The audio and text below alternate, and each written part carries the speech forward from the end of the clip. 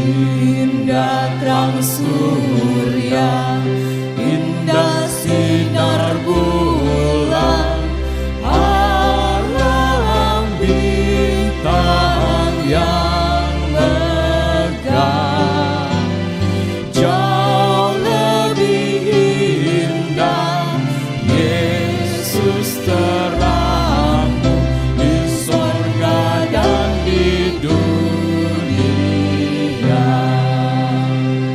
Indah kesuma, insan lebih indah pada masa mudanya.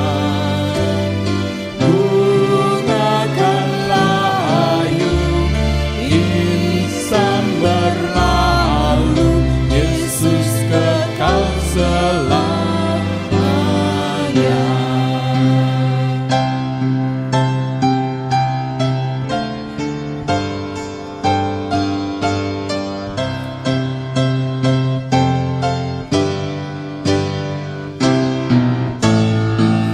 Apa yang indah dalam dunia ini nampak dalam dirimu, yang maha indah harta sorgawi, hanya Engkau ya Tuhanku.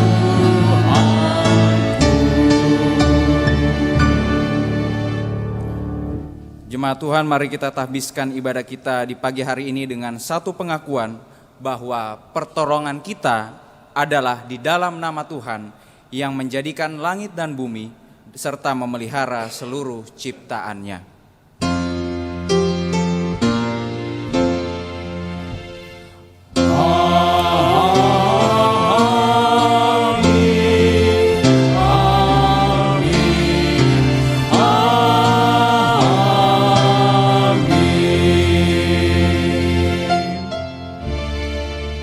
Salam bagimu, salam bagimu, salam,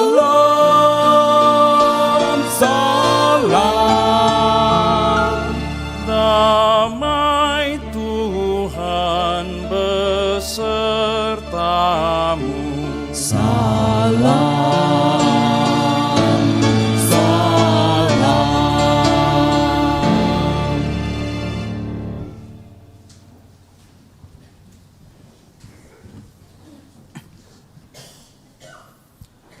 Bersyukurlah kepada Tuhan, panggillah namanya, perkenalkanlah perbuatannya di antara bangsa-bangsa.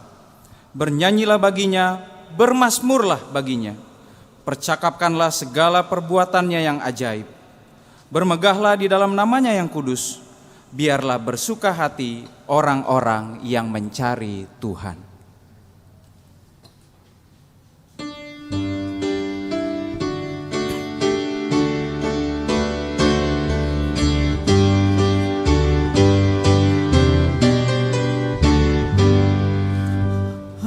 Mari sembah yang maha besar, nyanyikan syukur dengan bergemar, perisai umat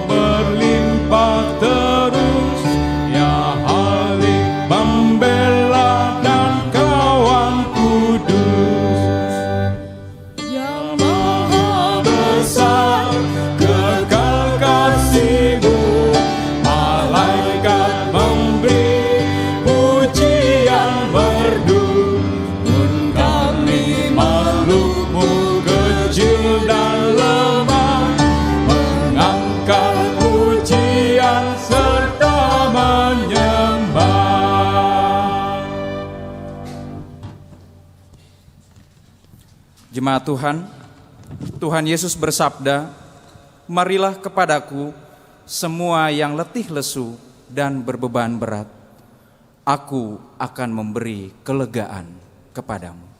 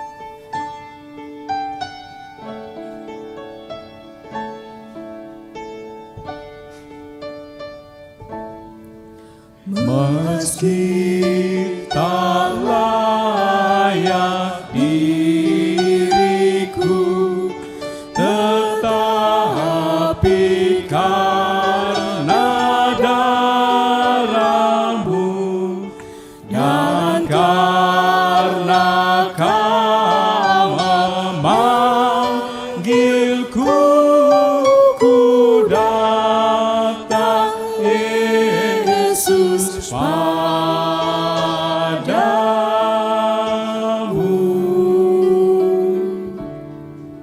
Sebagaimana adanya, jiwaku sungguh bercela. Darah-Mu membasuhnya, ku datang Tuhan padamu.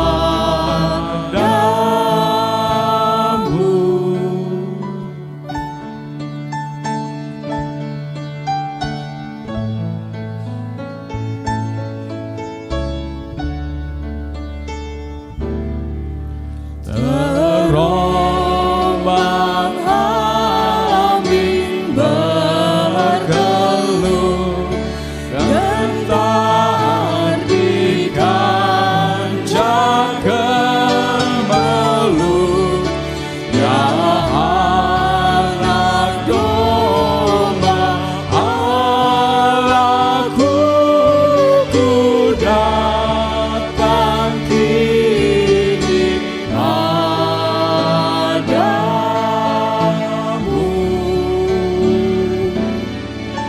Sebagaimana adaku celaka,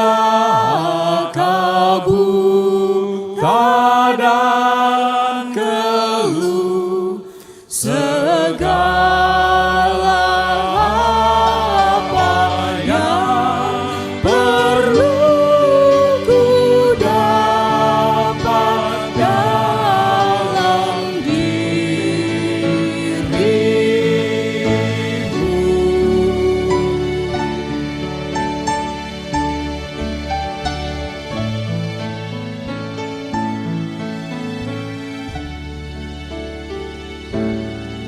Sebagaimana janji-Mu menyambut dan membasuhku, ya anak domba yang kudus, ku datang kini padamu.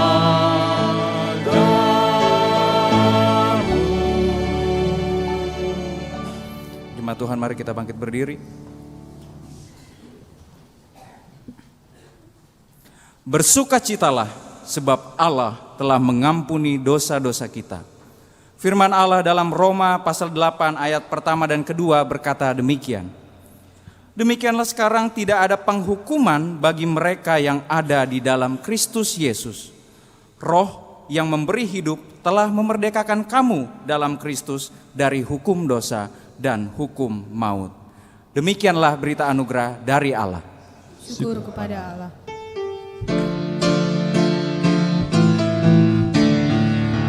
Bagimu damai sejahtera, bagimu damai sejahtera, bagimu damai sejahtera, bagimu damai, damai, damai sejahtera.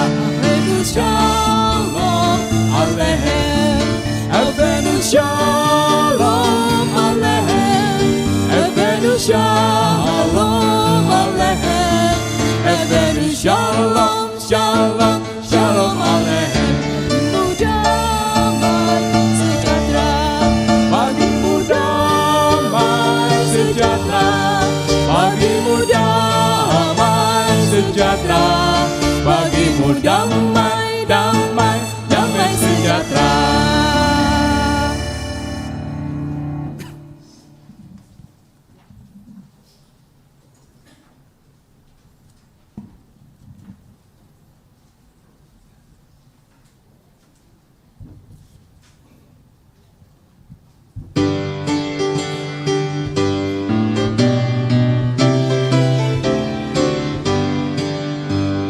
Selama di tangan Yesus, amat pelukannya, dalam teduh kasih-Nya, aku bahagia.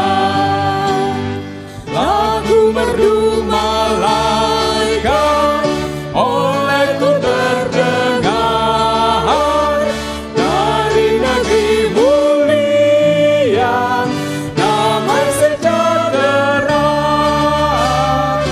Selama di tangan Yesus, amat pelukannya, dalam teduh kasih-Nya, aku bahagia.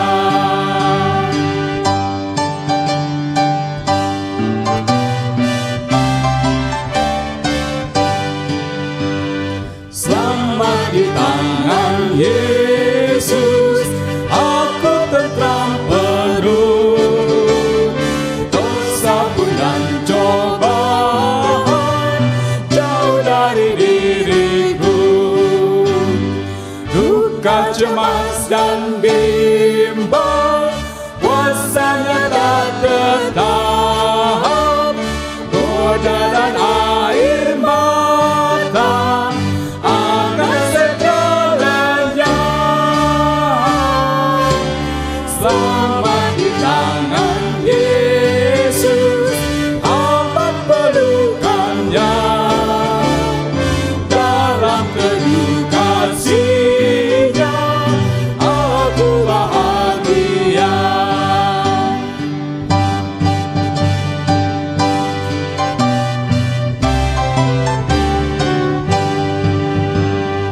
Yesus perlindunganku, lamati bagiku. Padanya ku percaya, Yesus kekal teguh.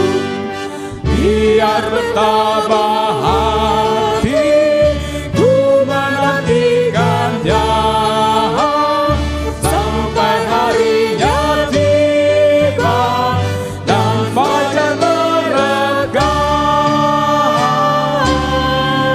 Selamat di tangan Yesus, amat pelukannya, dalam teduh kasih-Nya, aku bahagia.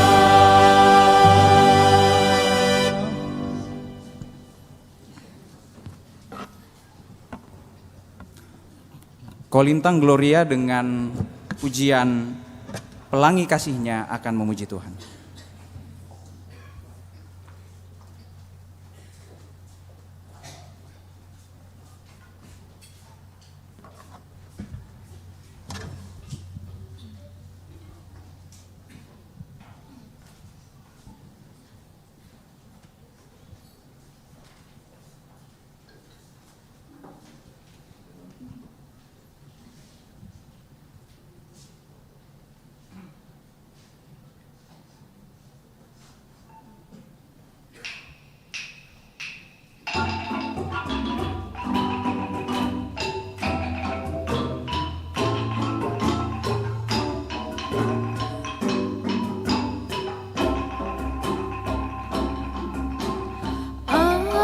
Apa yang kau alami kini mungkin tak dapat engkau mengerti.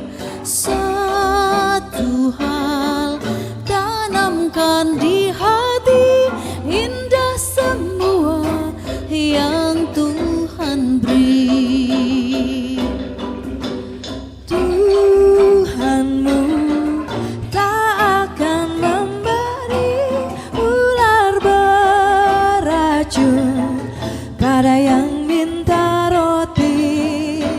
Cobaan yang engkau alami tak melebihi kekuatanmu. Tangan Tuhan sedang merendah suatu karya yang agung mulia. Saatnya kan tiba nanti, kau lihat pelangi kasih-Nya. Apa yang kau alami kini mungkin tak dapat engkau mengerti. Cobaan yang engkau alami tak melebihi kekuatanmu. Tuhanku tak akan memberi ular beracun pada yang minta roti. Cobaan yang engkau alami tak melebihi kekuatanmu. Tangan Tuhan sedang merendah suatu karya yang agung mulia. Saatnya kan tiba nanti, kau lihat pelangi kasih-Nya. Tangan Tuhan sedang merendah suatu karya yang agung mulia. Saatnya kan tiba nanti, kau lihat pelangi kasih-Nya. Kau lihat pelangi kasih-Nya. Kau lihat pelangi kasih-Nya. Kasih-Nya.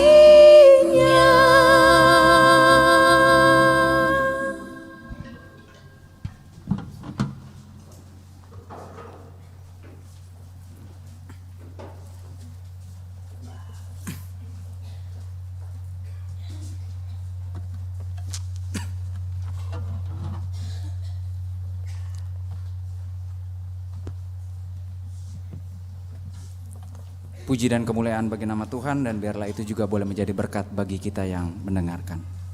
Mari kita berdoa. Sungguh kami mengucap syukur ya Tuhan, ketika Tuhan boleh mengadakan kembali persekutuan di pagi hari ini. Kami boleh berkumpul bersama, kami boleh menyanyi bersama, kami boleh memuliakan dan memuji nama Tuhan.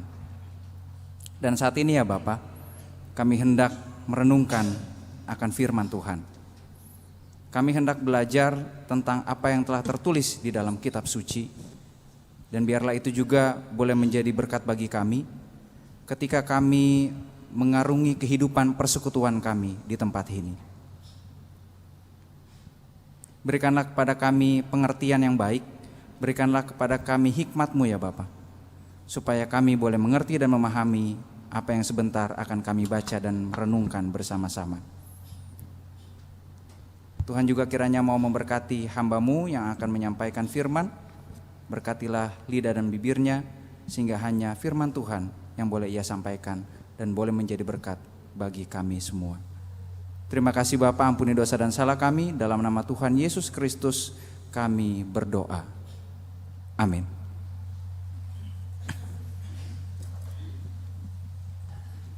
Jemaat Tuhan yang terkasih, pembacaan Alkitab kita di pagi hari ini hanya satu dari 1 Tawarik pasal 16.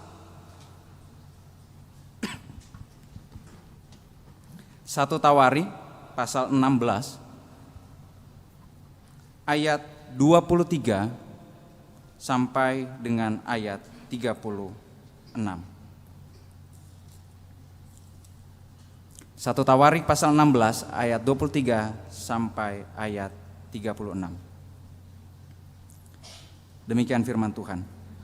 Bernyanyilah bagi Tuhan, hai segenap bumi. Kabarkanlah keselamatan yang daripadanya dari hari ke hari. Ceritakanlah kemuliaannya di antara bangsa-bangsa dan perbuatan-perbuatannya yang ajaib di antara segala suku bangsa. Sebab besar Tuhan dan terpuji sangat, dan lebih dahsyat Ia daripada segala Allah. Sebab segala Allah bangsa-bangsa adalah berhala, tetapi Tuhanlah yang menjadikan langit. Keagungan dan semarak ada di hadapannya, kekuatan dan sukacita ada di tempatnya. Kepada Tuhan, hai suku-suku bangsa, kepada Tuhan sajalah kemuliaan dan kekuatan. Berilah kepada Tuhan kemuliaan namanya, bawalah persembahan dan masuklah menghadap Dia. Sujudlah menyembah kepada Tuhan dengan berhiaskan kekudusan. Gemetarlah di hadapannya, hai segenap bumi. Sungguh tegak dunia tidak bergoyang. Biarlah langit bersukacita dan bumi bersorak-sorak. Biarlah orang berkata di antara bangsa-bangsa, Tuhan itu Raja. Biarlah gemuruh laut serta isinya. Biarlah beria-ria padang dan segala yang di atasnya. Maka pohon-pohon di hutan bersorak-sorai di hadapan Tuhan, sebab Ia datang untuk menghakimi bumi. Bersyukurlah kepada Tuhan, sebab Ia baik, bahwasanya untuk selama-lamanya kasih setianya. Dan katakanlah, selamatkanlah kami ya Tuhan Allah penyelamat kami, dan kumpulkanlah dan lepaskanlah kami dari antara bangsa-bangsa, supaya kami bersyukur kepada nama-Mu yang kudus, dan bermegah dalam puji-pujian kepadamu. Terpujilah Tuhan Allah Israel, dari selama-lamanya sampai selama-lamanya. Maka seluruh umat mengatakan, amin, pujilah Tuhan. Demikianlah firman Tuhan, berbahagialah mereka yang mendengar firman Tuhan dan memeliharanya. Haleluya. Haleluya, haleluya, haleluya, haleluya, haleluya, haleluya, haleluya, haleluya. Shalom. Selamat pagi. Jemaat Tuhan yang terkasih, kebaktian kita kali ini disebut ibadah pengajaran. Kenapa begitu? Karena ada hal-hal tertentu terkait pemahaman teologis yang kita yakini dan berkembang di jemaat kita yang hendak dijelaskan secara lebih fokus. Penjelasan dan pengajaran ini biasanya ditempatkan pada saat ini, di saat khotbah. Dan menurut informasi juga di jemaat kita sudah beberapa kali diadakan yang namanya ibadah pengajaran. Dan kali ini kita adakan kembali dengan tema nyanyian dalam ibadah. Tapi perlu saya luruskan juga di sini supaya kita tidak bingung bahwa bukan hanya di ibadah pengajaran yang khotbahnya berisi tentang pengajaran tentang hal-hal tertentu ya. Bahwa semua ibadah kita, semua kebaktian kita itu juga adalah pengajaran. Bukan hanya firman Tuhan saja yang disampaikan oleh pengkhotbah yang isinya pengajaran, tetapi keseluruhan ibadah-ibadah kita itu isinya pengajaran.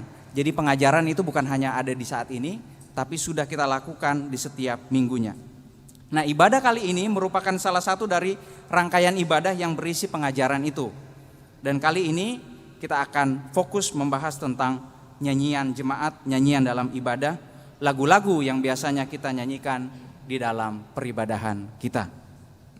Jemaat Tuhan yang terkasih, satu kali dalam sebuah obrolan iseng-iseng dengan seorang teman yang non-Kristen, teman saya ini tiba-tiba secara terbuka dia memuji kekristenan.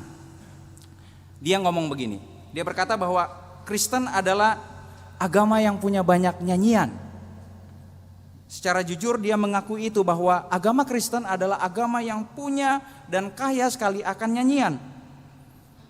Hal ini dikatakan bahwa setelah dia melihat di dalam kebaktian minggu di banyak gereja, isinya semuanya nyanyian.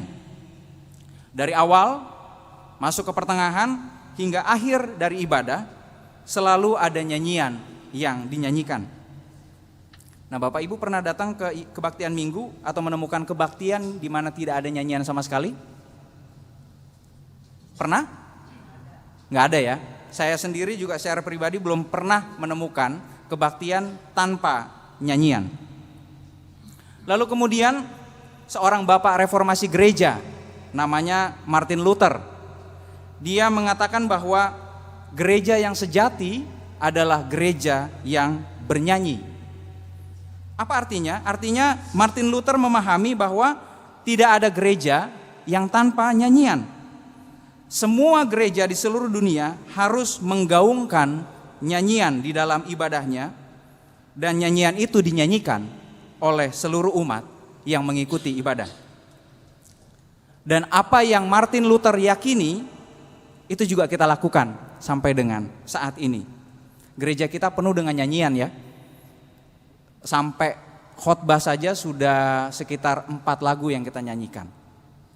Setiap kali ibadah, di ibadah minggu umum, ibadah minggu remaja, ibadah minggu pemuda juga, atau mungkin kalau kita naik ke atas sekolah minggu, selalu ada nyanyian di dalamnya. Sebelum hari Minggu pun ada satu hari khusus di mana nyanyian-nyanyian yang akan dinyanyikan di hari Minggu itu dilatih oleh para pemusik dan para pemandu nyanyian jemaat yang akan bertugas supaya mereka bisa memainkan alat musik dan menyanyikan lagu-lagu yang sudah dipilih dengan baik. Jadi selama 1 minggu terus menerus ada nyanyian di gereja kita, ada nyanyian dalam persekutuan kita. Dan Gereja Kristen Indonesia GKI secara umum menggunakan lagu-lagu dari 3 buku nyanyian. Apa saja? Satu. Yang pertama NKB. Kepanjangannya apa? Nyanyikanlah Kidung Baru. Lalu yang kedua KJ. Kepanjangannya apa? Kidung Jemaat. Lalu yang ketiga PKJ. Kepanjangannya pelengkap Kidung Jemaat ya. Secara umum kita menggunakan 3 buku nyanyian ini, walaupun juga tidak menutup kemungkinan datang juga lagu yang berasal dari buku-buku nyanyian lain dan sumber-sumber lainnya. Kita adalah jemaat yang terus-menerus diajak menyanyi. Akan tetapi dalam ibadah dan juga dalam hidup kita sehari-hari, sudahkah kita menyanyi dengan baik dan benar? Nah, ini pertanyaannya. Apakah benar bahwa menyanyi hanya sebuah kegiatan di mana kita menyanyikan lagu sesuai dengan notasi, lalu juga kita melafalkan syairnya dengan benar. Apakah hanya itu saja? Apakah benar bahwa yang namanya nyanyi itu wajib hukumnya? Kalau tidak nyanyi di dalam kebaktian, kita berdosa.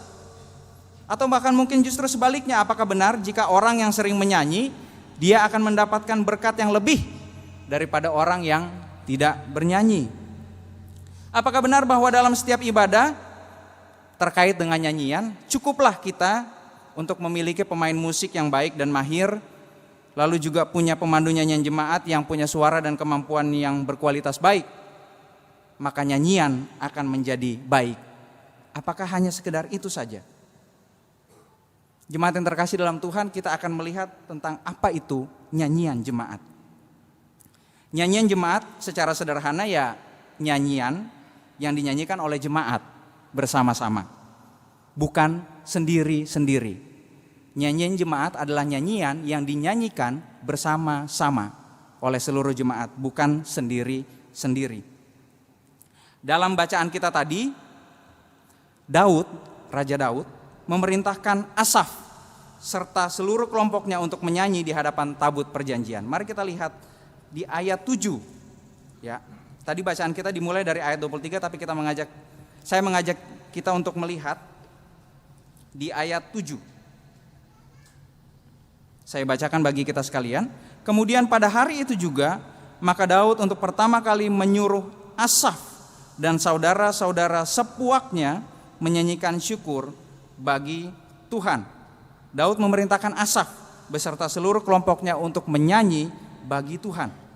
Mereka bernyanyi di hadapan Allah. Kenapa? Karena tabut perjanjian itu diyakini sebagai representasi kehadiran Allah.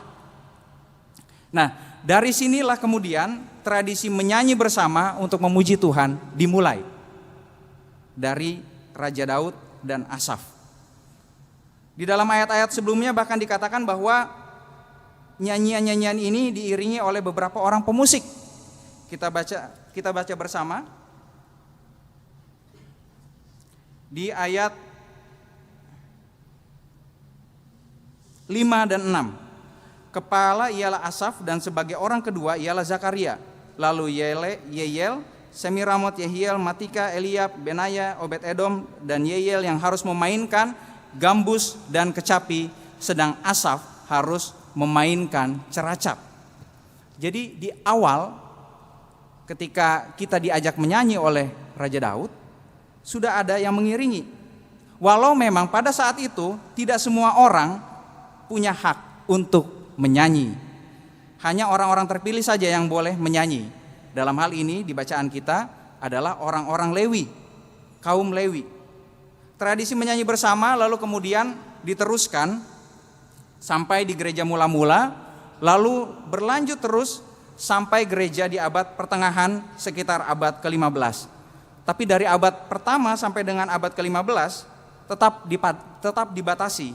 Yang boleh menyanyi hanyalah para imam dan paduan suara terpilih yang boleh menyanyikan lagu-lagu. Lalu kemudian nama yang tadi disebut Martin Luther merubah hal ini. Dia membuat sebuah aturan baru dalam kaitan dengan reformasi gereja bahwa seluruh jemaat berhak memiliki suara di dalam ibadah. Termasuk juga menaikkan pujian secara langsung kepada Tuhan. Tidak diwakili oleh para imam, tidak diwakili oleh paduan suara, secara langsung. Karena kenapa? Karena Luther meyakini bahwa dalam nyanyian jemaat menjawab panggilan Tuhan. Jemaat menaikkan ungkapan syukur kepada Tuhan. Jemaat menaikkan pengakuan dan juga permohonannya kepada Tuhan. Nah, mulai dari masa reformasi inilah, reformasi gereja Martin Luther, dari sini kita mengenal ada yang namanya nyanyian jemaat dan jemaat yang bernyanyi bersama-sama. Lalu kemudian pertanyaan berikutnya, apa isi serta fungsi dari nyanyian jemaat itu? Di dalam bacaan Alkitab kita dijelaskan bahwa Daud dan seluruh kaum Lewi menyanyi untuk bersyukur kepada Tuhan atas perbuatan besar Tuhan. Kita bisa lihat di ayat yang ke-7.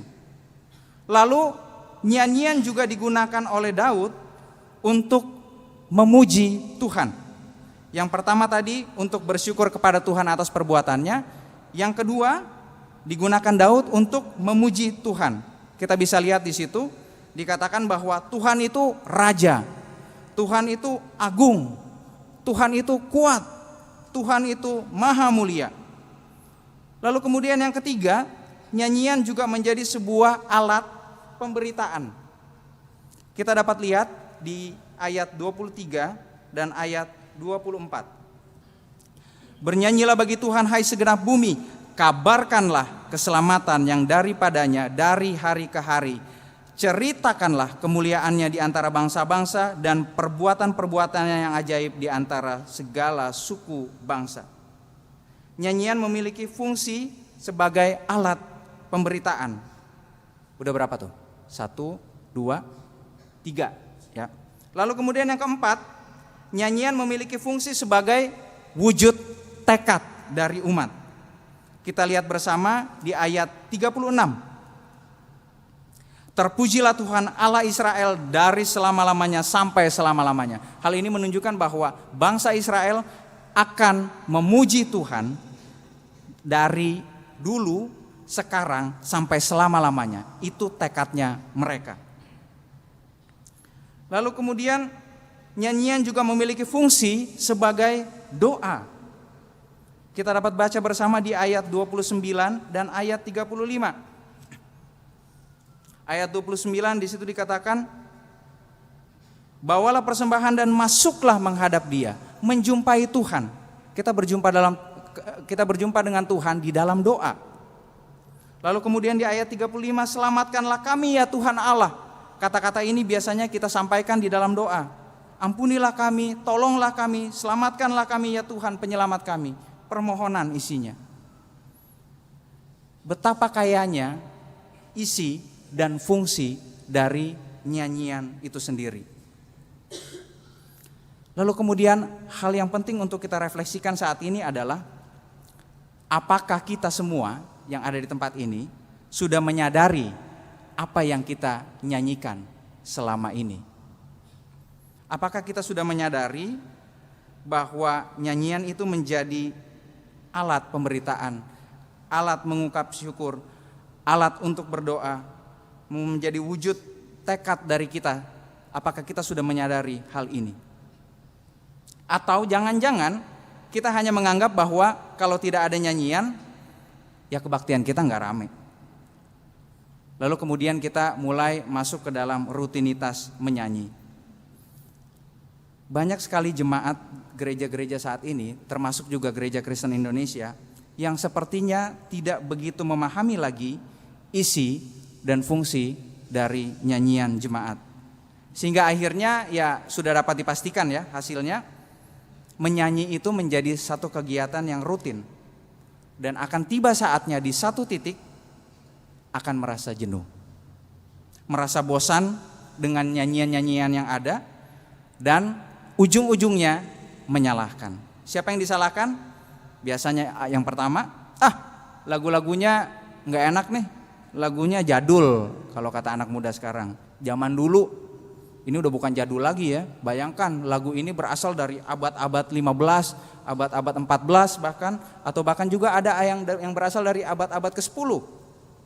Jadul sekali, udah gak zaman lagi dinyanyikan zaman sekarang. Lalu yang kedua, kita menyalahkan pemusik dan pemandu nyanyian jemaat. Pemusiknya gak berkualitas nih, payah, monoton, mainnya gitu-gitu doang. Pemandu nyanyian jemaatnya suaranya biasa aja. Coba dong sekali-sekali nyanyinya bisa, mungkin kita maunya pemandu nyanyian jemaat itu bisa nyanyi dengan cengkok dangdut ya, karena dangdut kan sekarang lagi ngetren nih, supaya bisa lebih semangat seperti itu. Ujung-ujungnya menyalahkan lagu dan menyalahkan orang-orang yang berupaya untuk mengiringi dan berupaya untuk memandu kita bernyanyi. Apakah kita semua sudah menyadari bahwa nyanyian jemaat adalah bentuk yang pertama tadi pujian kepada Tuhan? Ketika kita menyanyi, maka yang kita puji adalah Tuhan, pencipta, penyelamat, serta pemelihara kehidupan kita. Kita mengagungkan Tuhan yang maha besar dan maha kuasa itu. Kita lihat bersama tata ibadah kita. Lagu yang pertama.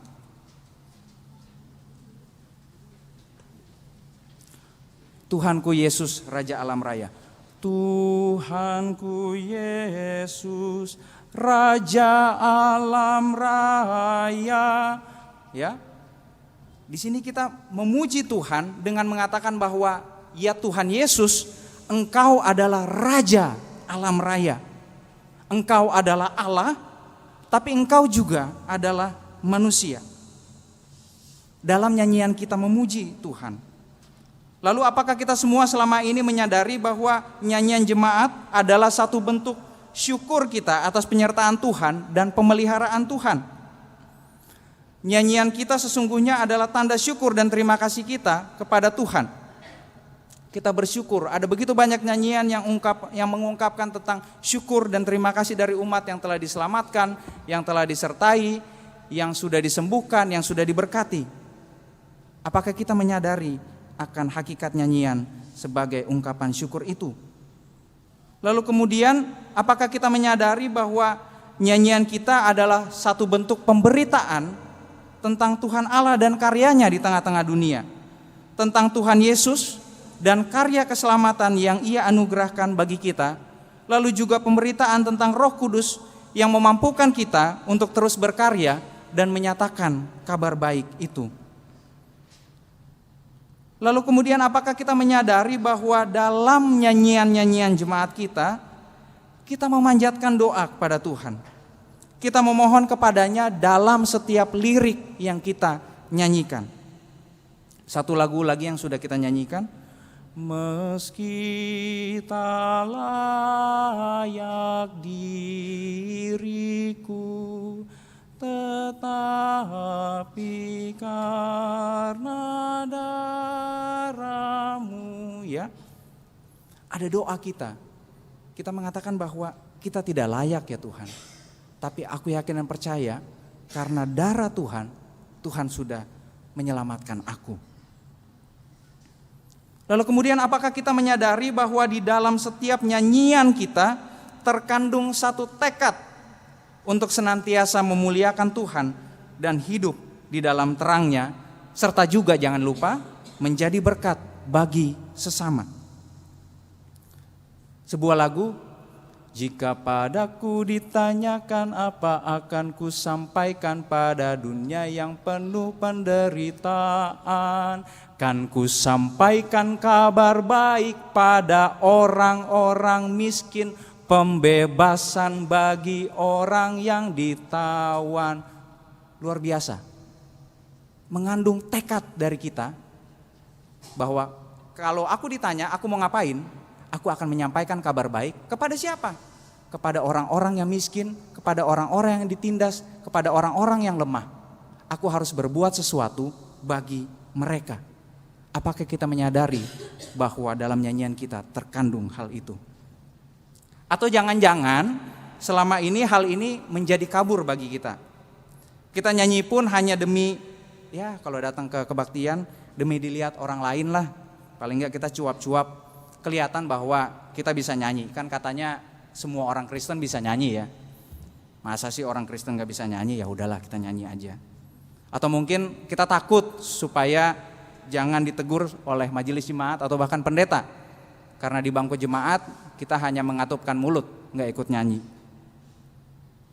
Nyanyi pun menjadi satu bentuk rutinitas, menjadi satu bentuk kebiasaan yang lama-kelamaan membosankan karena kita tidak mengerti dan memahami isi serta fungsi dari nyanyian itu. Selain itu, ketika kita tidak mampu untuk melihat dan memahami isi dan fungsi dari nyanyian, kita mulai memilih-milih lagu.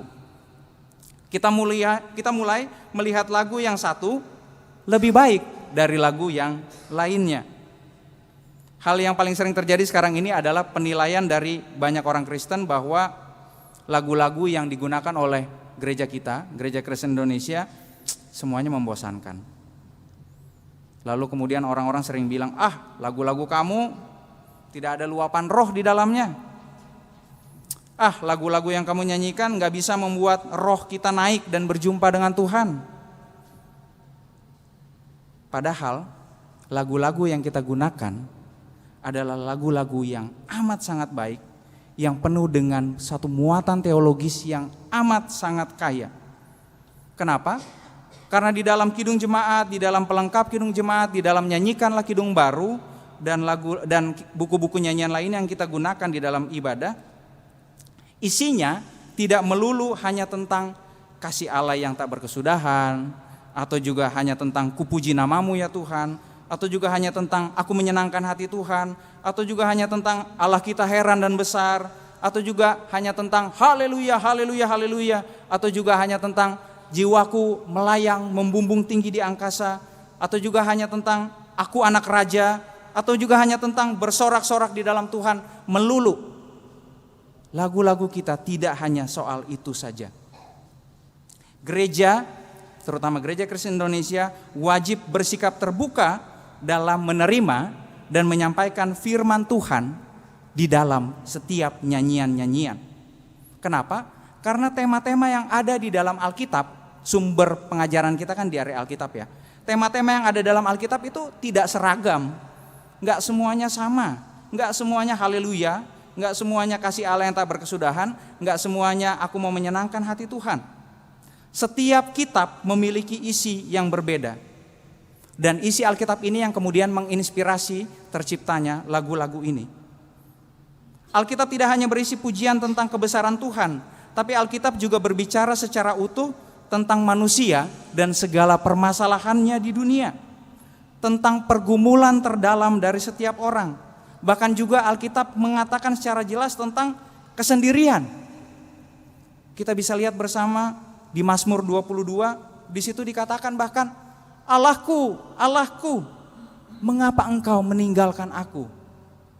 Di Alkitab ada loh itu, saat-saat ketika Allah itu pergi, Allah itu meninggalkan kita.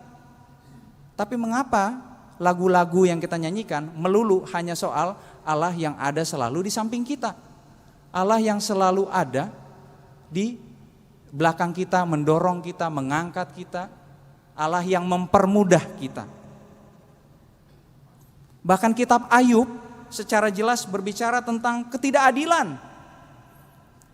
Ayub di situ bahkan sempat menggugat Allah. Di dalam kitab Kejadian bahkan ada tema-tema tertentu tentang lingkungan hidup. Dan hal-hal lain dibicarakan oleh Alkitab. Hal-hal yang begitu banyak, begitu kaya, tidak melulu tentang hal-hal yang baik dan menyenangkan hati. Nah, itulah yang harus diberitakan dan diajarkan oleh gereja secara terbuka dan utuh kepada dunia dan umat demi kemuliaan nama Tuhan.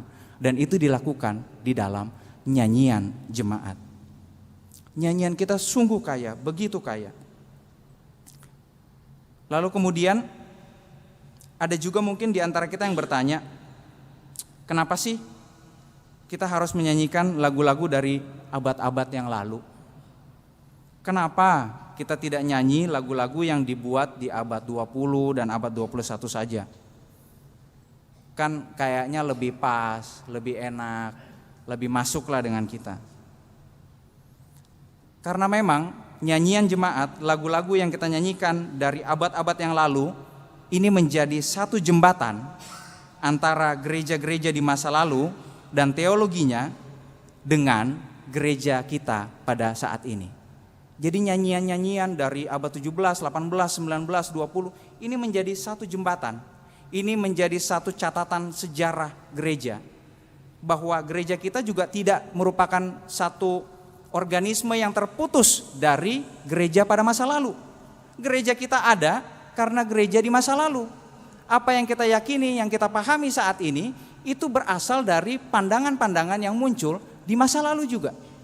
Itu mengapa kita juga ikut menyanyikan lagu-lagu yang ada di abad 17, abad 18, bahkan abad 14. Supaya nyambung, supaya ada kejelasan perjalanan gereja. Misalnya di pengakuan iman rasuli ya, secara jelas kan dikatakan bahwa kalau penatua naik ke atas selalu kan bilang begini, bersama dengan gereja di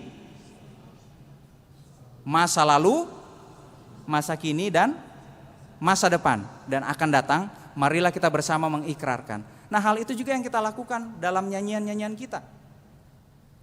Harus ada kesinambungan antara gereja di masa lalu yang mengaku A, gereja di masa sekarang yang mengaku A, lalu mungkin ada juga tambahan B-nya, dan di gereja di masa yang akan datang yang mengaku A, B, dan mungkin juga ada C-nya. Nggak bisa gereja di masa kini hanya B, nggak bisa di gereja di masa depan hanya C. Gereja di masa lalu A, gereja di masa kini AB, masa depan harus ABC, harus nyambung. Itulah mengapa kita masih punya nyanyian-nyanyian yang berasal dari masa lalu. Pertanyaan yang terakhir muncul juga jika berbicara tentang nyanyian jemaat di Gereja Kristen Indonesia adalah, ini cukup seru. Apakah haram hukumnya menggunakan lagu-lagu populer Kristen di dalam peribadahan kita? Jawabannya sudah pasti ya, tentu tidak haram. Tidak pernah ada hal yang haram dan kita tidak boleh mengharamkan. Tetapi penggunaannya tidak sembarangan juga. Setidaknya ada beberapa hal yang harus menjadi patokan bagi kita sekalian. Yang pertama, di dalam lagu-lagu rohani populer itu, kita harus melihat apa pesan teologis yang terkandung di dalam setiap lirik-lirik lagu itu. Apakah di dalam lirik lagu yang dinyanyikan, Injil dinyatakan, kabar baik dinyatakan, Yesus Kristus dinyatakan. Lalu setelah kita menyanyikan lagu itu, kita menyanyikan lirik itu, respon apa yang bisa kita dapatkan dan yang hendak kita lakukan? Apakah itu hanya respon individu atau bisa membangun suatu respon persekutuan, suatu respon komunal? Kalau hanya sifatnya membangun respon individu, lalu mengapa lagu itu masih kita paksakan untuk sebuah persekutuan, di mana di situ ada banyak orang, ada komunitas yang juga mengharuskan semua orang meresponinya. Lalu kemudian yang kedua, misi dari gereja. Kita harus melihat lagu apakah sesuai dengan misi dari gereja. Apakah lagu yang hendak kita nyanyikan, lagu rohani populer ini justru menghalangi gereja untuk pergi memberitakan kabar keselamatan? Apakah lagu-lagu yang hendak kita nyanyikan ini justru membuat kita abai terhadap keberadaan sesama kita? Kalau hal itu yang terjadi, lantas mengapa harus dipaksakan untuk masuk? Lalu kemudian yang ketiga, musik dari lagu ini apakah cocok digunakan sebagai nyanyian jemaat atau justru hanya cocok digunakan untuk solo saja, untuk dinyanyikan secara pribadi? Ada beberapa lagu yang menurut saya cukup sulit untuk dinyanyikan oleh jemaat. Itu membutuhkan satu musikalitas yang baik dari orangnya supaya dia bisa menyanyikan lagu itu dengan baik. Apalagi lagu-lagu rohani populer kan tidak pernah ada ini ya, tidak pernah ada teksnya, tidak pernah ada tuntunan notasinya, sehingga kita menyanyi berdasarkan apa yang dinyanyikan, berdasarkan apa yang kita dengar. Jadi kalau si penyanyinya improvisasi, yang muter-muter kemana-mana, akhirnya kita juga tahunya itu yang benar. Kita harus menyanyi dengan cara seperti itu. Lantas kalau memang seperti itu, mengapa harus dipaksakan di tengah-tengah ibadah kita yang ada banyak orang di situ dan tidak semuanya bisa menyanyikan hal yang sama seperti yang penyanyi aslinya nyanyikan. Kita juga harus memperhatikan batasan-batasan nada. Apakah lagu ini terlalu tinggi atau mungkin terlalu rendah? Sinkopasi, pemenggalan-pemenggalannya apakah cocok untuk dinyanyikan oleh jemaat? Rima nadanya seperti apa? Dan pertanyaan juga, apakah bisa dinyanyikan tanpa alat musik? Di dalam salah satu mata kuliah musik gereja, waktu saya masih kuliah di STT, seorang dosen mengatakan bahwa nyanyian jemaat yang baik adalah nyanyian yang bisa dinyanyikan tanpa alat musik, tanpa diiringi nyanyian jemaat. Apakah mungkin menyanyikan satu lagu, katakanlah lagu rohani populer, tanpa iringan? Kalau bisa, itu berarti lagu itu tandanya cukup sederhana dan masuk menjadi nyanyian jemaat. Lalu yang keempat, indikator lainnya adalah kebutuhan di dalam ibadah. Apakah lagu-lagu rohani populer itu cocok ditempatkan di bagian-bagian tertentu dalam ibadah? Cocok nggak sekiranya itu ditempatkan di bagian pengakuan dosa? Cocok nggak sekiranya itu ditempatkan di bagian berita anugerah? Cocok nggak sekiranya itu ditempatkan di bagian akhir dari ibadah pengutusan? Itu juga harus kita pertimbangkan sebelum akhirnya memilih nyanyian apa yang hendak kita nyanyikan bersama-sama. Saya selalu berkata bahwa semua lagu dapat kita pilih jika kita ingin menyanyi sendiri.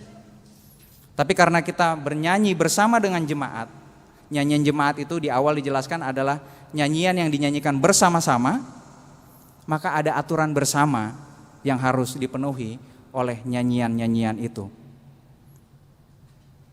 Tapi juga ketika kita menyanyi sendirian di rumah, kecenderungannya sekarang adalah orang kalau nyanyi di rumah itu nggak mau menggunakan lagi lagu-lagu kidung. Kita melulu hanya menggunakan lagu-lagu populer Kristiani dengan alasan lagu-lagu itu lebih masuk, lagu-lagu itu lebih mengena di hati, lagu-lagu itu lebih menyembah Tuhan. Misalnya, sekarang ini orang lebih banyak menggunakan lagu terima kasih Tuhan untuk kasih setiamu yang ku alami dalam hidupku. Terima kasih Yesus untuk kebaikanmu sepanjang hidupku. Lalu kemudian masuk ke refrainnya, terima kasih Yesusku buat anugerah yang kau beri. Sebab hari ini kukan adakan syukur bagimu. Ya, lagu ini seringkali dinyanyikan di malam hari ketika kita hendak berdoa malam. Tapi saya mengajak kita semua melihat Kidung Jemaat 450.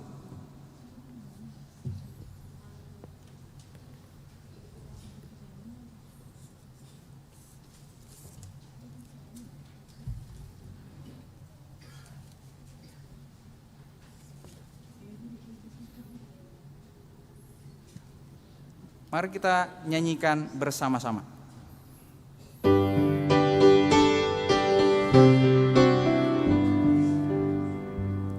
Maaf saya salah.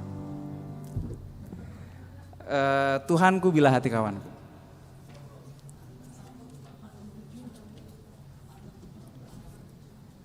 4, 6, 7.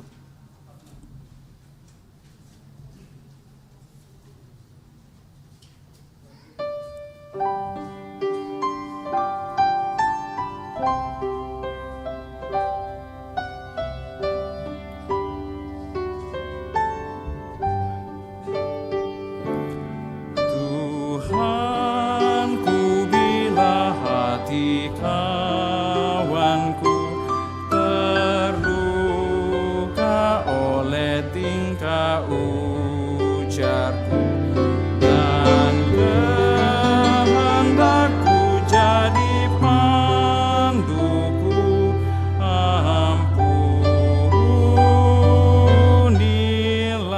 Bait kedua, jikalau tuturku tak semena dan aku tolak orang berkesan, pikiran dan tuturku bercela, ampunilah. bait 3.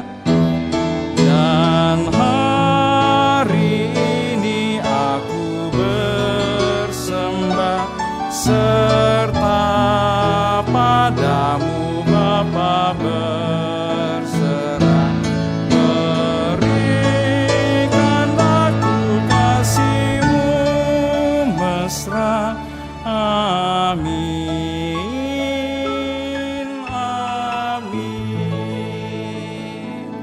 Kenapa tidak kita gunakan lagu ini sebelum kita tidur dan berdoa kepada Tuhan, mensyukuri hari. Isinya sangat baik, tidak melulu tentang berkat Tuhan yang sudah kita rasakan, tapi isinya Bapak Ibu bisa perhatikan, itu ungkapan pengakuan kita ketika kita di hari itu sudah menyakiti hati orang lain. Berapa kali kita mengaku kepada Tuhan, ya Tuhan, maafkan aku karena aku sudah menyakiti hati sesamaku. Di situ ditulis an evening prayer. Bapak Ibu bisa lihat syair, if I have wounded any soul today, an evening prayer. Bahwa penciptanya memang menjelaskan bahwa lagu ini sangat cocok digunakan sebagai doa malam. Ketika kita sudah selesai melakukan aktivitas, selesai bertemu dan berjumpa dengan orang-orang, dan mungkin saja kita menyakiti hati sama mereka. Kenapa tidak lagu ini yang kita bawa dan kita nyanyikan dengan muatan teologis yang begitu kaya, yang mengaku dosa, yang memohonkan pengampunan Tuhan atas apa yang kita lakukan pada sesama. Jemaat Tuhan yang terkasih, memahami dan mengerti isi dari dan fungsi dari nyanyian jemaat membuat kita mampu untuk mencintai dan menghargai setiap lirik dan nada yang kita nyanyikan. Saat ini agak unik ya ibadah hari ini. Kita semua pegang buku lagu. Saya di jemaat ini sudah sekitar 5 bulan. Dan selama 5 bulan itu kayaknya belum pernah ada jemaat yang saya sendiri sih belum pernah melihat pegang buku nyanyian kita lagi. Saat ini saya hendak mengajak kita semua untuk kembali membuka, untuk kembali belajar dari setiap buku nyanyian. Semuanya punya kidung jemaat? Di rumah? Ada? Masih dibuka enggak? Ayo, masih dibuka enggak? Masih? Kadang-kadang? Kalau dulu kan punya kidung jemaat dibawa ke gereja, terus buat nyanyi ya. Kalau di gereja saya masih seperti itu. Saya berasal dari GPIB dan di tempat kami masih memegang tradisi itu. Jadi jalan ke gereja tuh bawa 2 buku, yang satu Alkitab, yang satu kidung jemaat. Kalau kita kan sudah dipermudah ya saat ini ya. Kita punya proyektor, kita punya teknologi software yang baik sehingga semuanya tuh bisa ditembak. Tapi kelemahannya sebenarnya adalah pertama kita tidak tahu notasinya.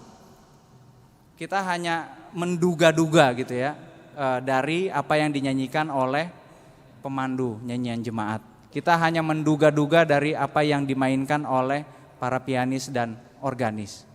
Tapi ketika kita punya buku ini, kita pegang, maka ini sudah menjadi hal yang pasti karena ini patokannya. Lalu juga ketika kita membaca dan punya buku ini, kita juga bisa melihat-lihat kekayaan dari lagu-lagu kita. Ibadah kita kaya akan nyanyian dan setiap nyanyian kita itu kaya. Kalau kita nggak pakai buku, kita biasanya hanya hafal, oh bait pertamanya begini. Tapi bait 2, bait 3-nya kan kita miss ya. Kalau belum ditembak kita nggak akan tahu. Kita biasanya hanya tahu, oh ya dia bait pertamanya begini, kalimat pertamanya seperti ini. Tapi kalau kita sering membaca buku ini, kita akan melihat bahwa bait pertama, bait kedua, bait ketiga, bait keempat, bait kelima itu menjadi satu kesatuan yang utuh dan itu punya satu muatan teologis yang sangat kaya. Itu bukan hanya lagu-lagu kita bukan hanya sekedar memuji Tuhan, tapi juga ada banyak lagu yang mengungkapkan pergumulan terdalam. Seperti misalnya ada satu lagu Sayur Kubis Jatuh Harga. 333. Mari kita lihat.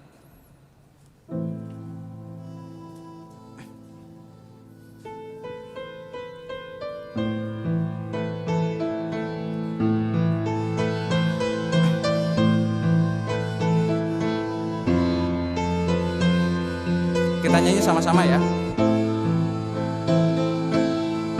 Sayur kubis jatuh harga, pohon tomat kena hama, dengkek pun tidak berbuah,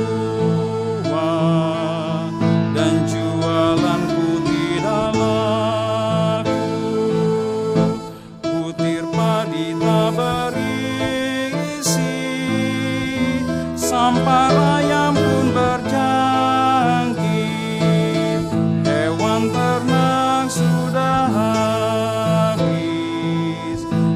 mana terpaksa aku jual, namun aku puji Tuhan dan bersorak sukaria, karena Dia pohon selamatku.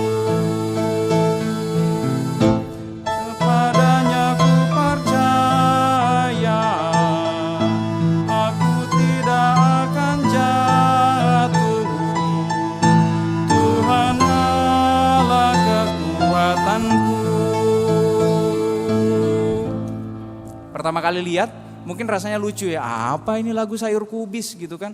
Kok bisa-bisanya lagu sayur kubis ada di Kidung Jemaat dan menjadi salah satu nyanyian yang bisa kita nyanyikan di dalam kebaktian. Apa maksudnya? Tapi ketika kita coba melihatnya, kita baca di bawah syair dan lagu Suan Kol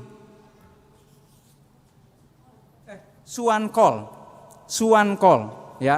Kalau kita mengerti artinya itu bahasa Batakaro yang artinya sayur kol ya. Tanaman kol. Ini menunjukkan pergumulan orang-orang Karo yang mayoritas adalah petani sayur dan pedagang sayur. Menunjukkan bagaimana ketika mereka, ini ibarat kiamat buat mereka ketika mereka gagal panen. Mereka sudah menanam sekian lamanya gitu ya, mulai dari memilih benih, lalu kemudian menanam, mengairi segala macamnya. Sudah habis uang puluhan juta, mungkin ratusan juta, bahkan sudah jual tanah buat jadi modalnya, nanti kemudian ditebus lagi ketika panen. Tiba-tiba hama datang, tiba-tiba cuaca buruk datang dan akhirnya mereka gagal panen. Tapi di tengah situasi itu, lihat di bagian akhirnya mereka bisa berkata, namun aku di tengah-tengah kiamatku itu, aku bisa memuji Tuhan. Aku bisa bersorak-sorak sukaria karena Dia pohon selamatku. Kepadanya aku percaya, aku tidak akan jatuh. Kenapa? Karena Tuhan Allah kekuatanku. Ada begitu banyak lagu-lagu rohani populer sekarang yang isinya hanya ungkapan syukur atas berkat Tuhan. Gampang buat kita untuk bersyukur ketika kita lagi enak. Ketika Tuhan kasih semuanya buat kita. Ketika kita melimpah dengan harta benda, kita melimpah dengan jabatan, kita melimpah dengan kekuasaan. Tapi bayangkan ketika kita menjumpai kiamat itu. Bagi orang Karo kiamatnya adalah ketika mereka gagal panen. Utang menumpuk, semuanya saya jual, terus gimana saya hidup? Tapi mereka tidak mengeluh. Mereka tetap kuat dan itu direfleksikan dari lagu ini. Nah Bapak Ibu Saudara-saudara, begitu kayanya nyanyian kita yang bisa kita eksplor bersama, yang bisa kita lihat bersama. Oleh karena itu saya mengajak kita kembali lagi ke soal buku nyanyian. Bagi kita yang tidak punya buku nyanyian, berusahalah untuk memilikinya. Nabung kek, atau kalau enggak mungkin kalau ngomong ke majelis jemaat, siapa tahu majelis jemaat bisa menyediakan. Saya salah ya saya ngomong begini. Ya, karena kenapa? Karena ada begitu banyak kekayaan di buku-buku ini. Ada satu pepatah di dalam bahasa Latin yang berkata qui cantat bis orat. Menyanyi itu sama dengan 2 kali berdoa. Karena di dalam nyanyian itu kaya sekali. Ada banyak doa yang terpanjat, ada banyak pengakuan, ada banyak hal yang bisa kita dapatkan. Kita bisa menjumpai Tuhan di dalam nyanyian, lalu kita juga bisa diutus oleh Tuhan untuk menjadi berkat bagi sesama kita melalui nyanyian yang kita nyanyikan. Saya minta maaf bahwa ini bukan pembinaan, ini bukan seminar di mana hal harus dirinci satu-satu. Kita nggak akan kelar 1 hari karena tema yang dibahas begitu besar, nyanyian jemaat. Nyanyian yang sudah ada dari masa lalu sampai dengan masa kini, bahkan masih terus diproduksi dan digumuli oleh gereja. Kalau ada pertanyaan-pertanyaan, bisa langsung sampaikan kepada saya. Saat ini saya memberikan kesempatan hanya bagi 2 pertanyaan kalau ada yang mau bertanya. Pertanyaan-pertanyaan lainnya yang lebih detail mungkin bisa kita diskusikan di belakang, diskusikan di hari-hari lainnya. Saya selalu ada di sini, Bapak Ibu bisa menghubungi. Ada yang mau bertanya?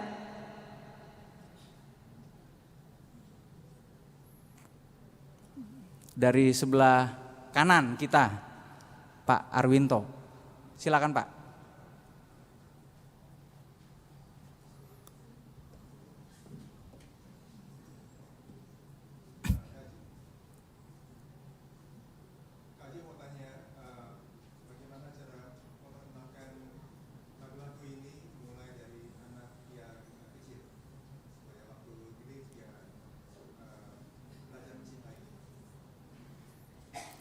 Ada lagi?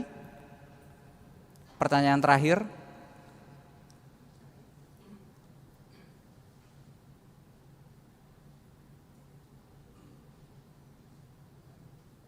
Oke, hanya satu.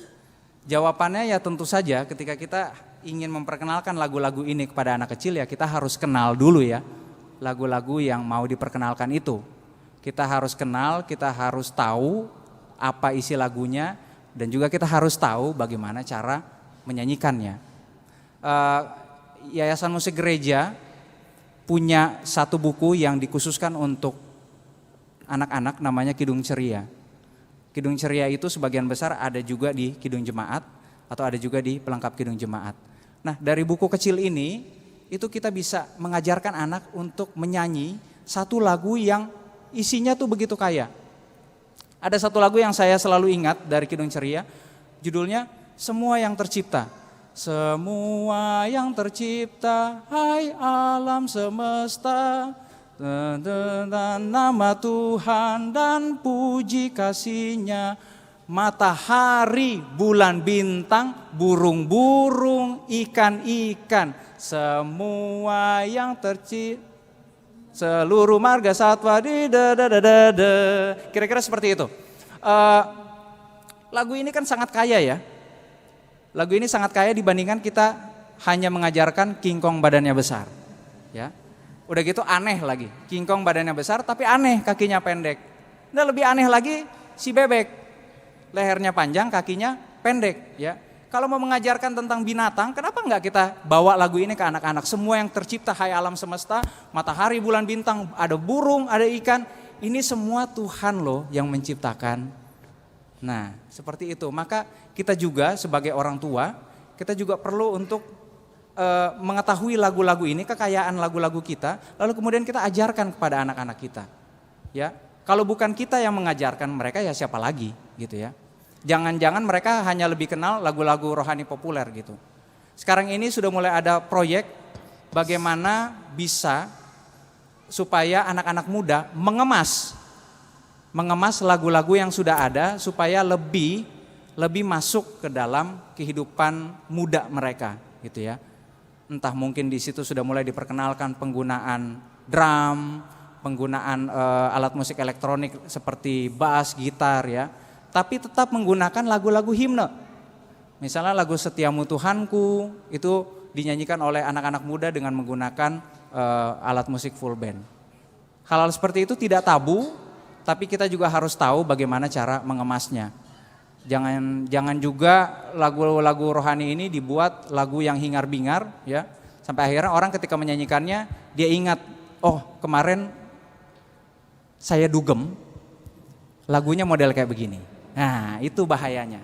Jangan sampai apa yang kita kemas mengasosiasi hal yang lain dibandingkan tentang Tuhan. Perlu berhati-hati juga untuk mengemasnya. Ya demikian Pak Arwinto. Ada lagi yang mau bertanya? Oke. Bapak di belakang. Selamat pagi Pak. Selamat pagi. Saya mau tanya tentang bagaimana mau menghafal irama lagu rohani itu biar apal gitu loh. biar apa?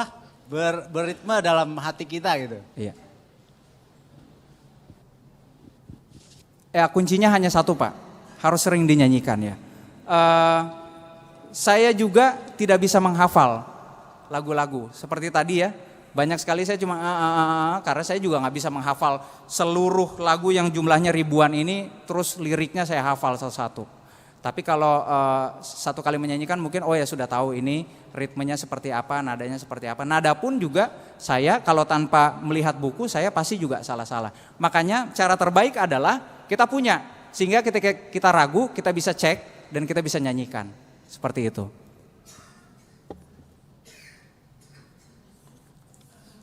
Baik, biarlah kiranya penjelasan di pagi hari ini, firman Tuhan di pagi hari ini dapat menguatkan kita semua untuk lebih mencintai nyanyian jemaat dan lebih memaknai lagi apa yang kita nyanyikan selama ini, sehingga itu tidak menjadi satu rutinitas belaka dan membosankan bagi kita.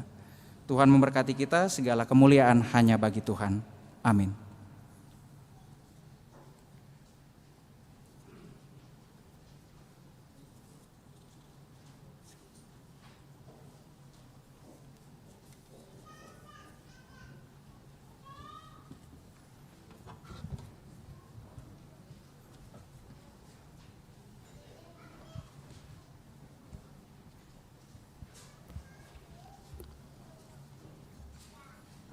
Umat Tuhan diundang untuk berdiri.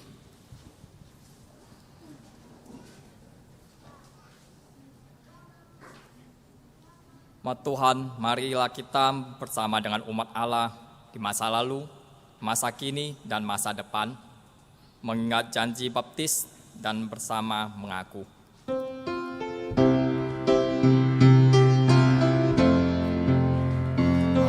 Percaya Allah yang kekal, yang oleh sabda kita kenal, Bapa pencipta alam semesta, yang mengasihi manusia. Aku percaya Putra Tunggalnya yang disalibkan di Golgota, yang dari kubur bangkit dan menang, naik ke sorga dalam terang. Aku percaya pada Roh Kudus yang mendiami kita terus. Aku percaya gereja yang esa, ku jadi suci di dalamnya. Silakan duduk.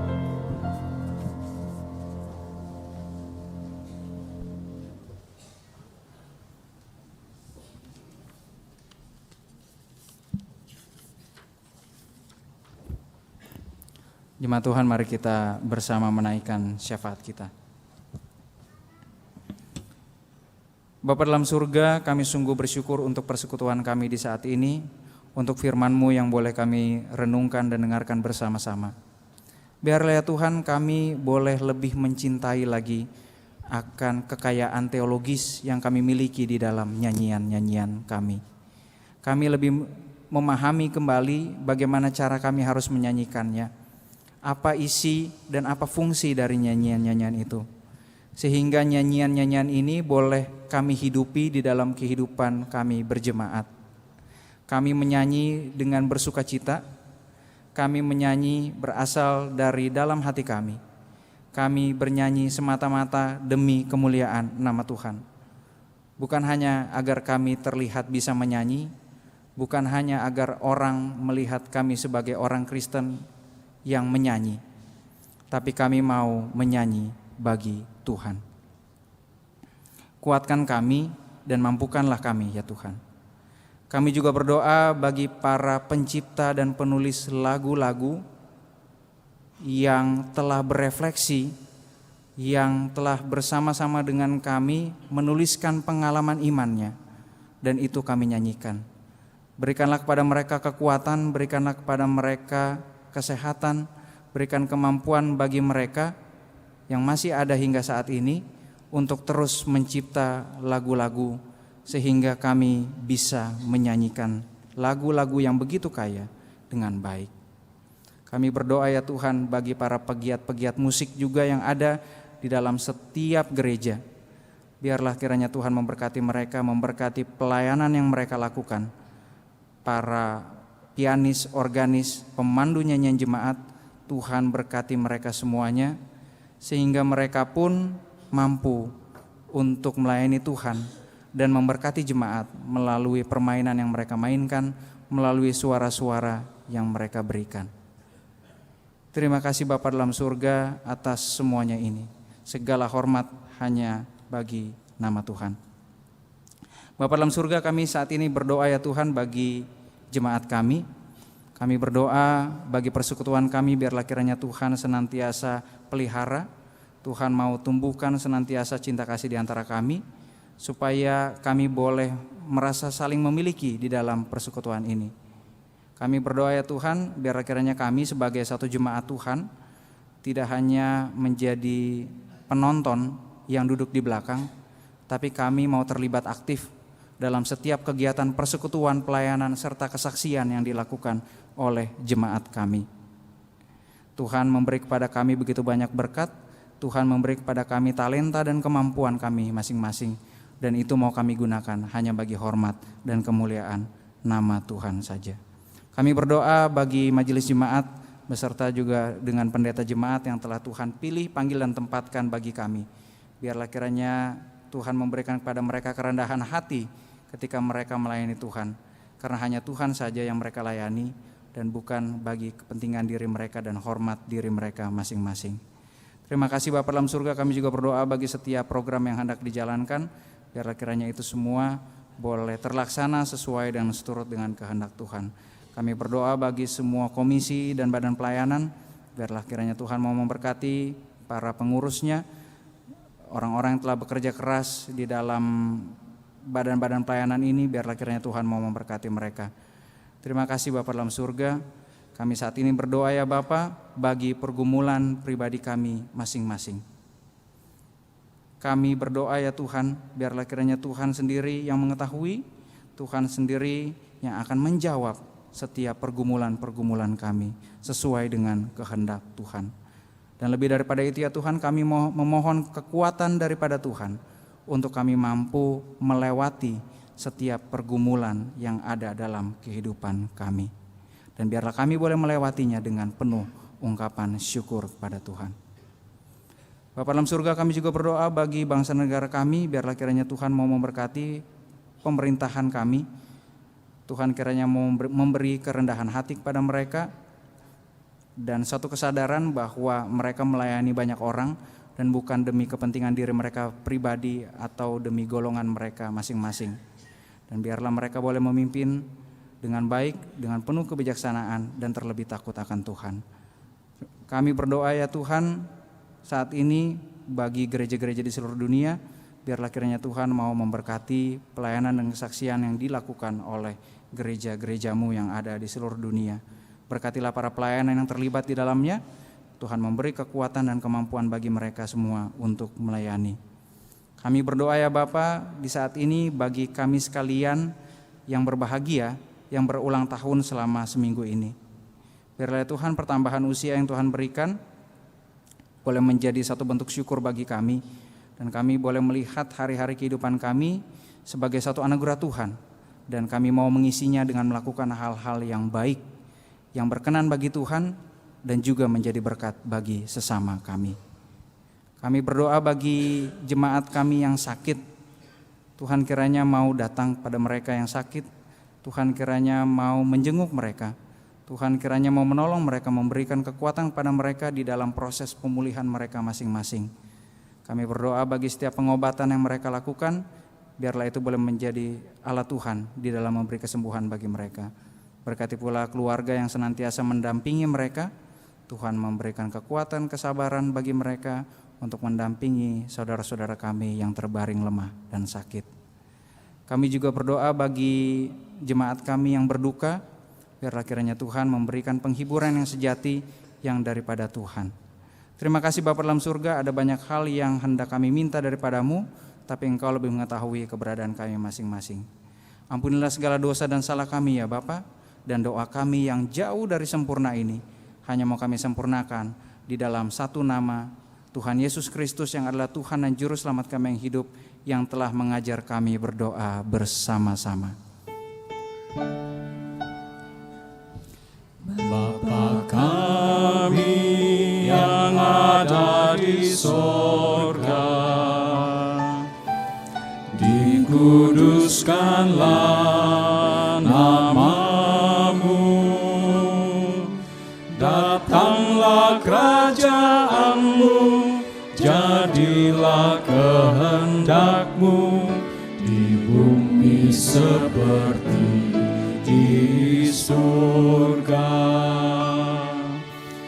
Beri kami hari ini makanan yang secukupnya, ampuni salah kami seperti kami ampuni yang bersalah pada kami.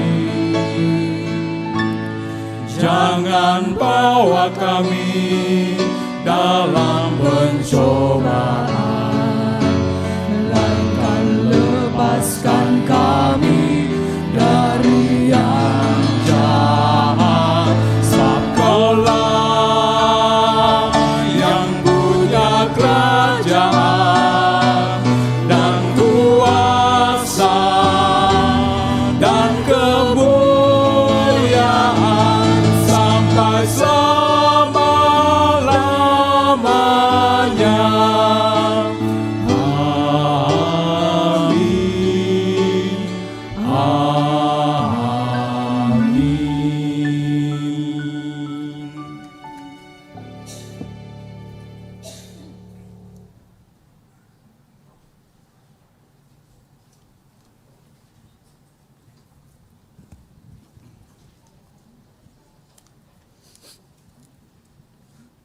Umat Tuhan, ketika kita hendak memberikan persembahan, baiklah kita menyadari dan menghayati bahwa persembahan kita itu merupakan ungkapan kesediaan diri kita dalam mempersembahkan seluruh hidup kita bagi Kristus sebagai ungkapan syukur atas persembahan seluruh kehidupan Kristus.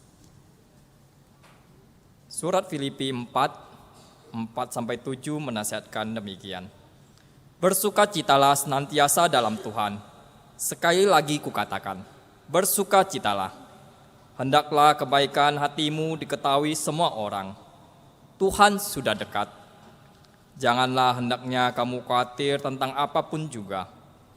Tetapi nyatakanlah dalam segala hal keinginanmu kepada Tuhan Allah dalam doa dan permohonan dengan ucapan syukur.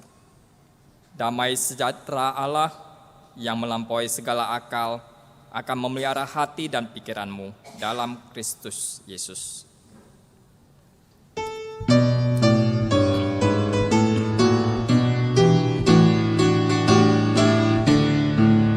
Kita harus membawa berita pada dunia dalam gelap tentang kebenaran dan kasih dan damai yang menetap, dan damai yang menetap.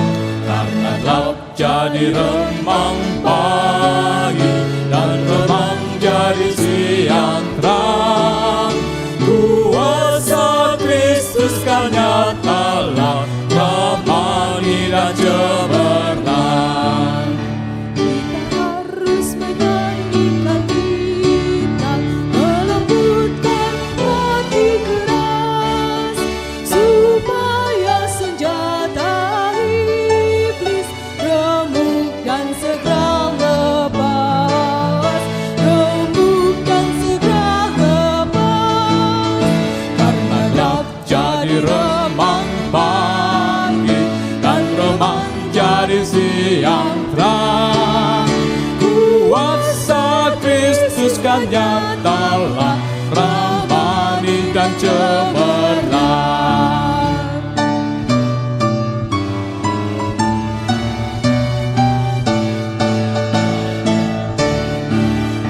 Kita harus membawa berita Allah itu kasih belas, diberi tunggalnya, supaya kita lepas, supaya kita lepas. Karena gelap jadi remang pagi, dan remang jadi siang terang. Kuasa Kristus kan nyatalah, ramani dan cemerlang.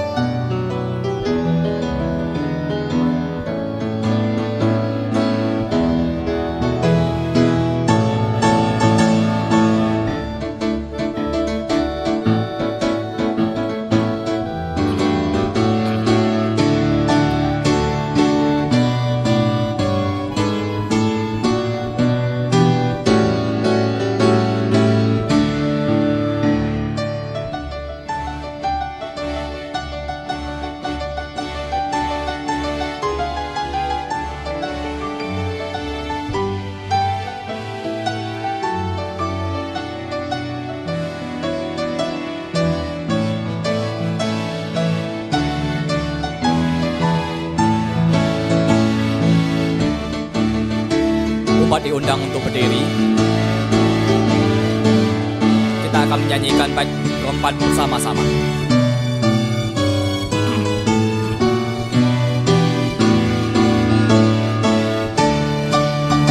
Kita harus bersaksi di dunia tentang kuasa darah kudus.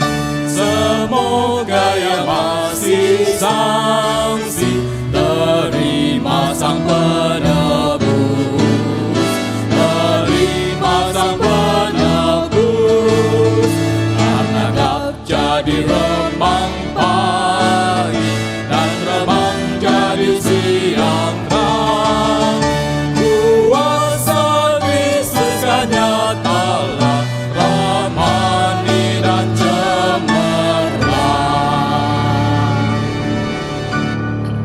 Mari kita berdoa. Bapa, terima kasih atas segala berkat yang Tuhan berikan dalam kehidupan kami. Inilah persembahan kami ya Tuhan. Ajarlah kami untuk senantiasa memberikan persembahan yang hidup, kudus, dan berkenan kepadamu.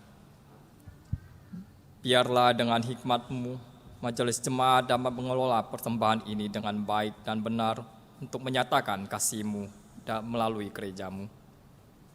Engkaulah ya Tuhan yang senantiasa memelihara kehidupan kami, anak-anak-Mu. Engkaulah ya Tuhan yang mengiringi kami dalam segala usaha dan kerja kami. Terima kasih Tuhan. Dalam nama Tuhan Yesus Kristus kami bersyukur. Amin.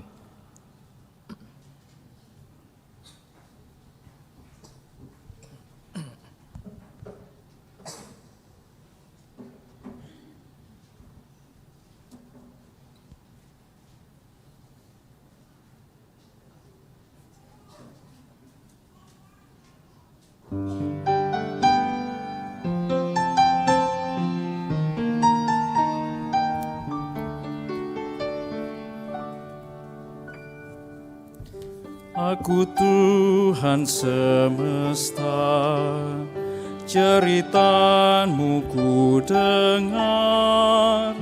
Kau di dunia yang gelap ku selamatkan.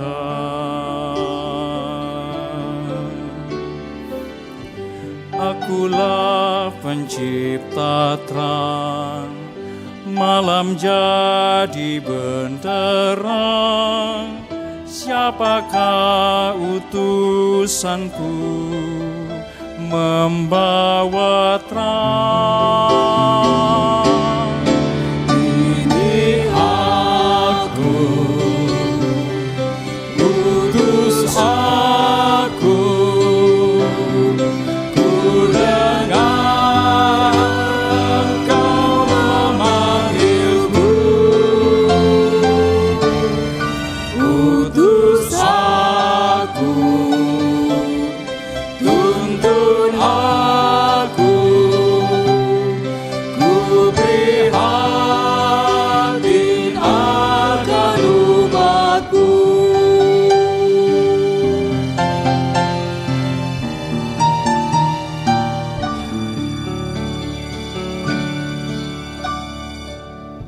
Aku Tuhan semesta, ku menanggung sakitmu dan menangis karena kau tak mau dengar. Kan ku robah hatimu yang keras jadi lembut. Siapa bawa firman-Ku, utusan-Ku? Ini aku, utus aku.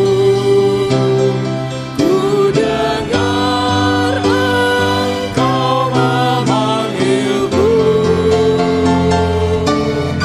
Utus aku, tuntun aku. Ku prihatin akan umat-Mu.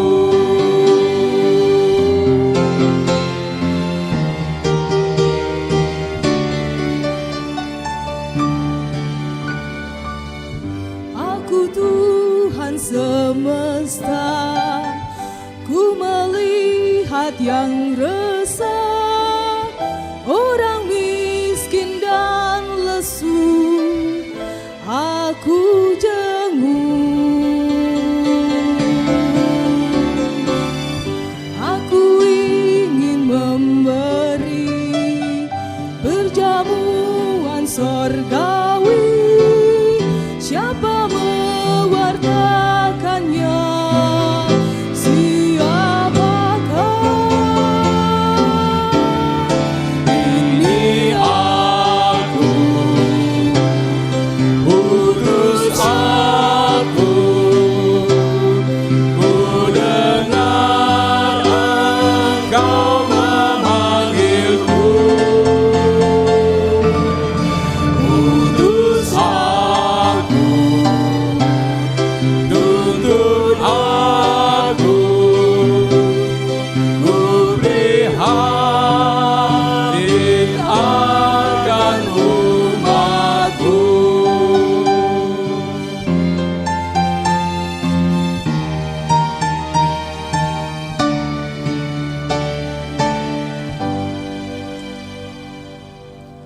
Jemaat Tuhan, sekarang pergilah dalam damai sejahtera dan nyatakanlah hidup yang penuh damai sejahtera itu dimanapun kita berada. Ya Allah, mampukanlah kami. Terimalah berkat Tuhan. Kasih Tuhan mengiringimu dan sayapnya melindungimu. Tangan Tuhan pegang di dalam hidup majulah dalam terang kasih-Nya.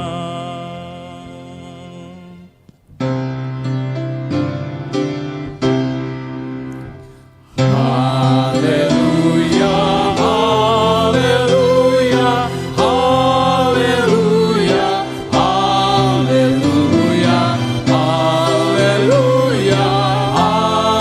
Amin, amin,